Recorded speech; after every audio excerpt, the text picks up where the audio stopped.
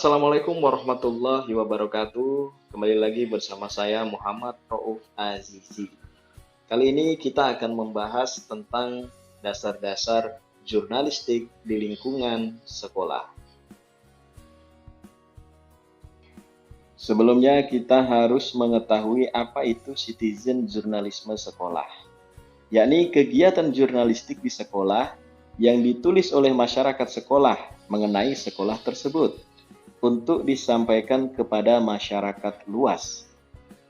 Bisa melalui selebaran, buletin, website, media mainstream, dan lain sebagainya. Dalam mencari sebuah berita, ada sebuah langkah penting, yakni membuat perencanaan yang baik.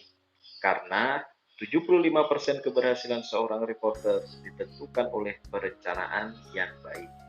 Oleh karenanya, sebelum kita membuat berita, kita harus merencanakannya terlebih dahulu. Selanjutnya, berdasarkan asal berita, itu yang pertama adalah momen news, yakni peristiwa yang muncul tiba-tiba tanpa diduga sebelumnya, seperti gempa bumi, kecelakaan, kebakaran, dan sebagainya.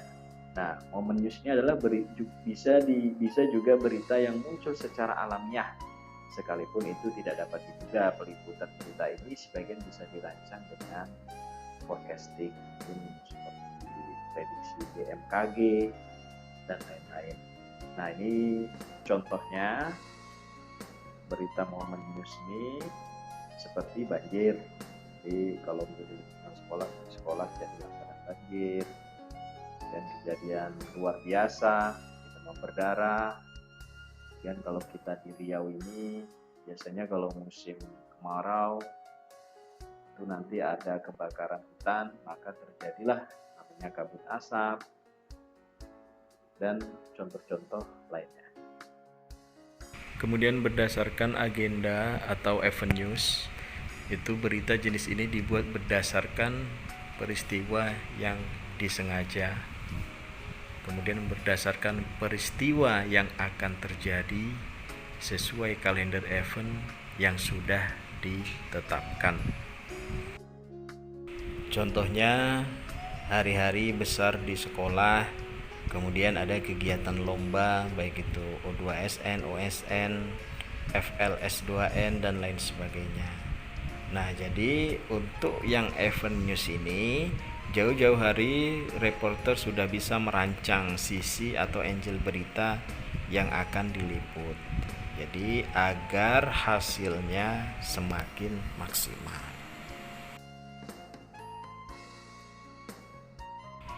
Kemudian follow up news atau berita lanjutan. Jadi berita ini dirancang untuk melanjutkan berita yang sudah disiarkan sebelumnya. Masih memungkinkah untuk dilanjutkan, dari sisi mana, itu pertimbangannya. Sebagai contoh misalnya siswa SD 7 juara 1 O2SN di tingkat Kabupaten Inhu. Nah, ketika tanding di tingkat Provinsi Riau nanti akan di follow up, akan diekspos kembali. Pedoman menulis berita. Jadi secara teknis, menulis berita itu melaporkan peristiwa dengan menyusun unsur atau elemen berita yang terangkum dalam rumus istilah rumus 5W1H.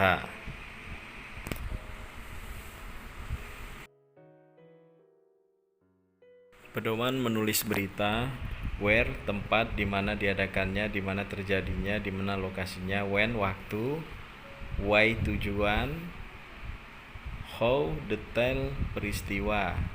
Jadi menggambarkan bagaimana ceritanya, bagaimana kejadiannya, prosesnya, dan ada apa sih di situ gitu kan. Itu adalah who. Lazimnya unsur who dan what merupakan unsur terpenting sehingga dikedepankan. Karena itu, saya sudah menemukan formula bagus untuk menulis berita yang baik sesuai dengan kaidah jurnalistik, yakni who did what, when, where, why, who. Siapa melakukan apa, kapan, di mana, kenapa, dan bagaimana. Nah, mungkin itu adalah formulasi yang tepat untuk rumus menulis berita. Ini contohnya susunan rumus formula tadi.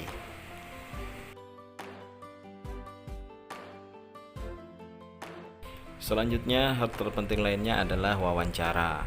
Jadi wawancara ini adalah ruh dari tulisan jurnalistik. Tidak ada tulisan jurnalistik tanpa wawancara. Nah, yang perlu dipersiapkan adalah membuat janji dengan narasumber, kemudian siapkan list pertanyaan, dan buat kesan baik, yaitu bisa saja datang tepat waktu, berbahasa yang sopan, dan berpakaian yang rapi apabila ingin berjumpa dengan narasumber. Hal penting lainnya terhadap narasumber yakni jangan memotong pembicaraan narasumber. Kemudian catat dan rekam ucapan narasumber, bisa jadi membawa alat perekam. Bila diperlukan, foto wajah narasumber sebagai dokumentasi. Dan terakhir, setelah wawancara, ucapkan terima kasih saat meninggalkan narasumber.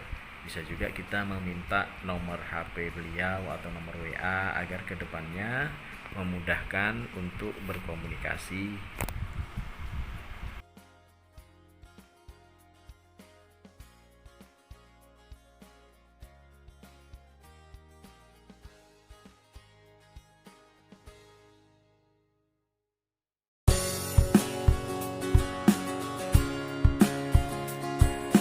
Terima kasih sudah menonton, semoga bermanfaat.